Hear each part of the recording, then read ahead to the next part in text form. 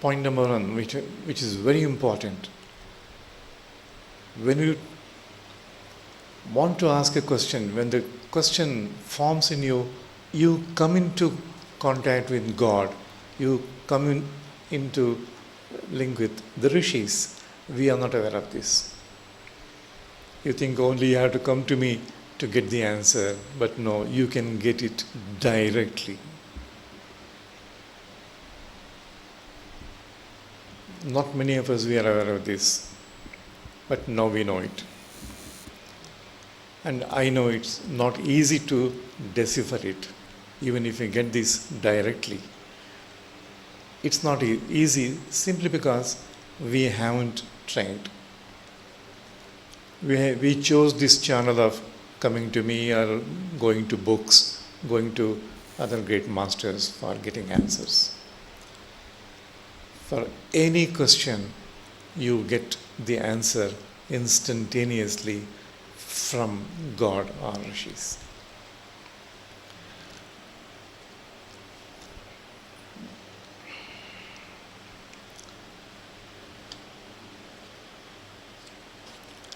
Anyway, one or two questions. Question: how do I know that my karmas are being cleared because of meditations? I always say, by your own intuition. We haven't made use of this intuition much. Try. You can know everything by intuition. You can make out whether karmas are getting cleared by meditations. You can make out. If it is difficult and if you are still not satisfied, then trust my words. I shouldn't say my words, trust the words of a guru. A true guru will always speak truth. A true guru will always guide very, very properly. If he misleads, if he cannot guide, he is not a guru at all. So either use your intuition or trust the words of a guru. Question: I hear music within me when I am alone. Is it because of meditations?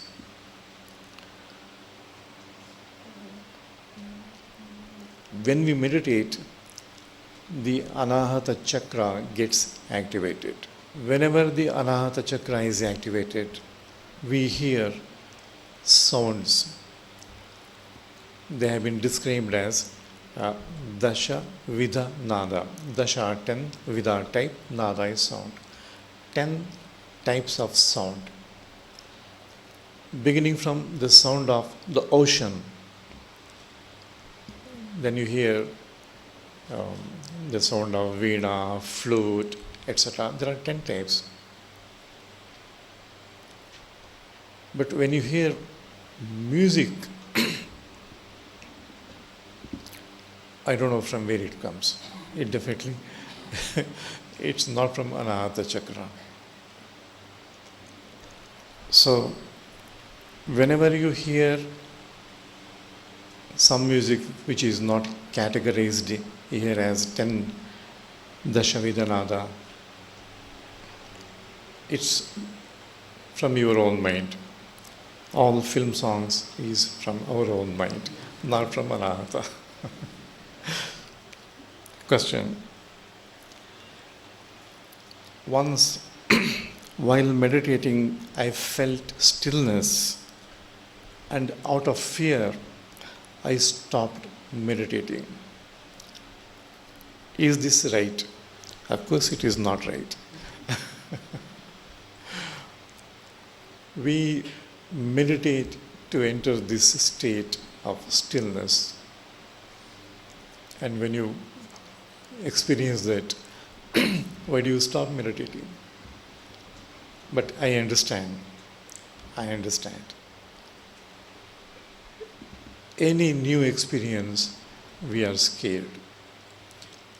An unknown experience, stillness is definitely unknown to us. We feel scared really. I have felt this. Try this. You have to go to a huge field, stand alone, look at the sky, you feel scared. We are not used to vastness. We are not used to so many things. We are not used to love. When you feel like giving something big, something you really value, you feel scared of yourselves. Oh God, what is happening? What is wrong in me? So any new experience, it is natural that you feel scared. But again, stillness is what we are after, knowing that you don't have to feel scared. And remember, in meditations, one, there will be no fear. Two, there will be no pain. This we have to remember. It is to get over this we meditate. All types of fears, all types of insecurities, we meditate. We need not. There will be no pain. After meditation, you should feel, you see, like God, full of bliss and love. And meditations bring these things. There will be absolutely no pain.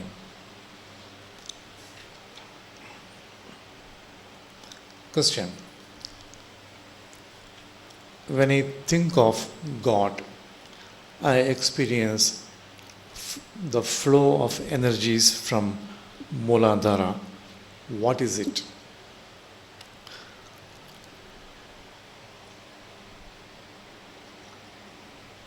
Here, the answer is in the question itself.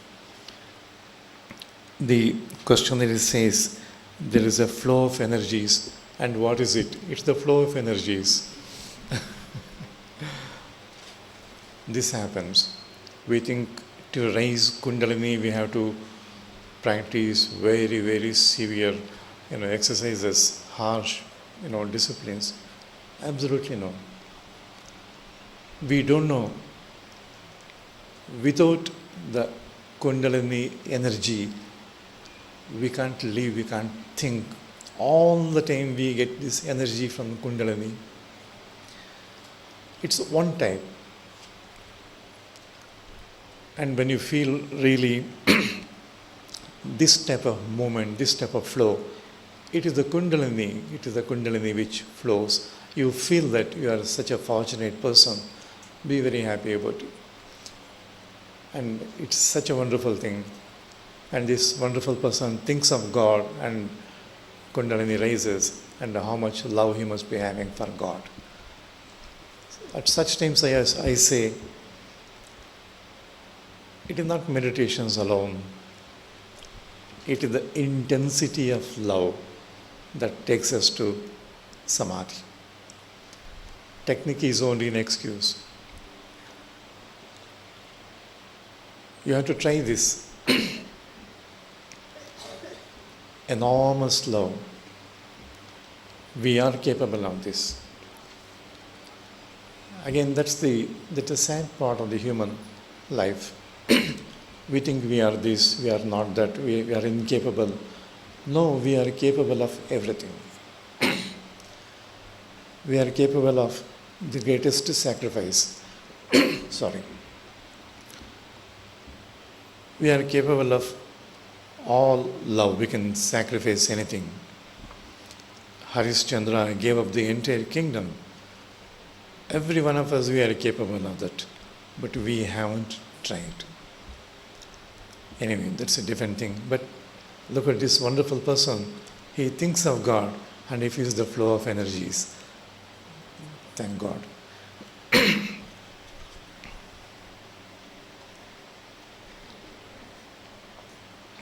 This is a very important point.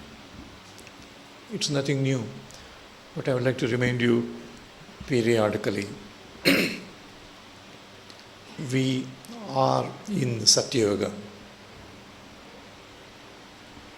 Whenever we meditate, we are inviting Satya Yuga.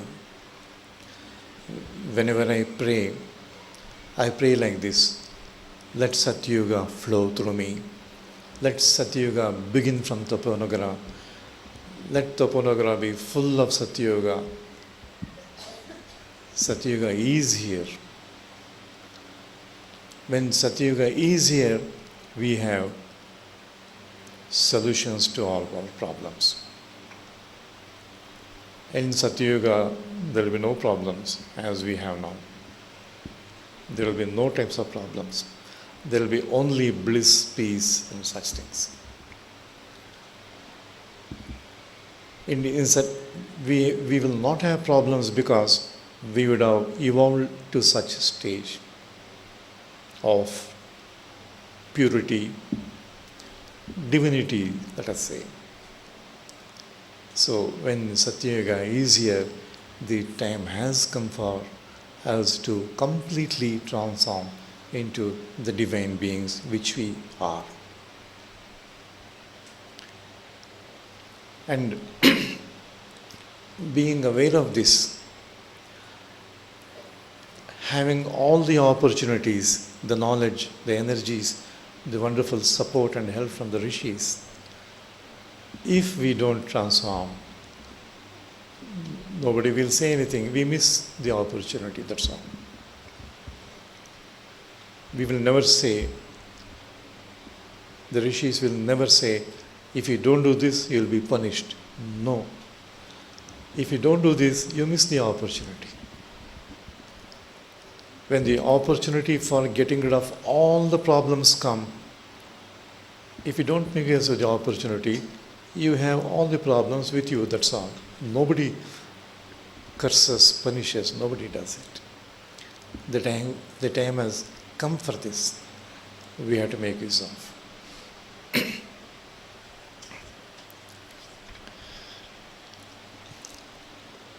In Satya Yuga, there will be instantaneous result. You ask, you get. You do something wrong, you attract the effect, of course, instantaneously. You slap one person, immediately you have a slap on the other side. I'm just joking. So it's the results are instantaneous. So whenever you have some unusual problems, unusual pains, unusual situations, immediately stand before the mirror and check up. Where did I go wrong? If you can do that, you can avoid future problems, future pains.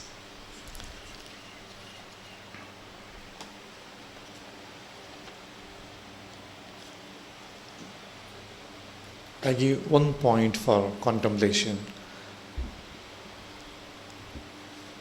When we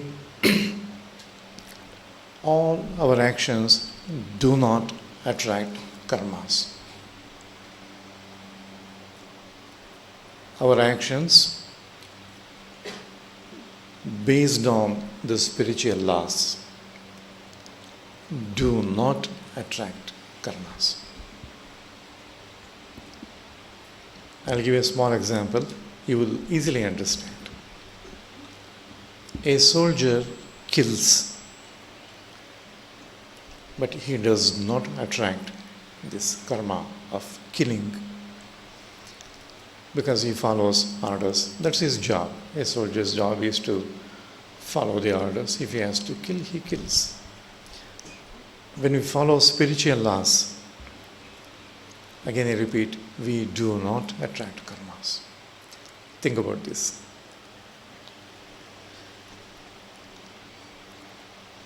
We have to carry love always.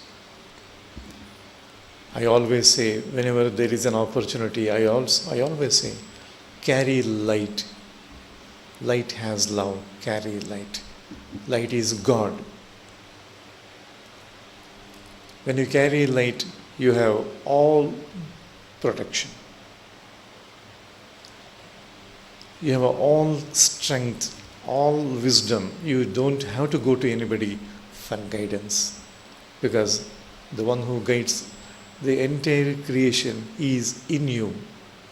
He is the Guru of all the Gurus, the light. I think we must start developing this relation with the light.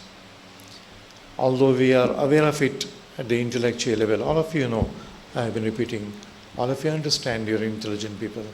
But you see, we haven't made serious attempts to live with this light. I know one person who is not a regular meditator, but who uses the light to the maximum. The light is helping her to the maximum.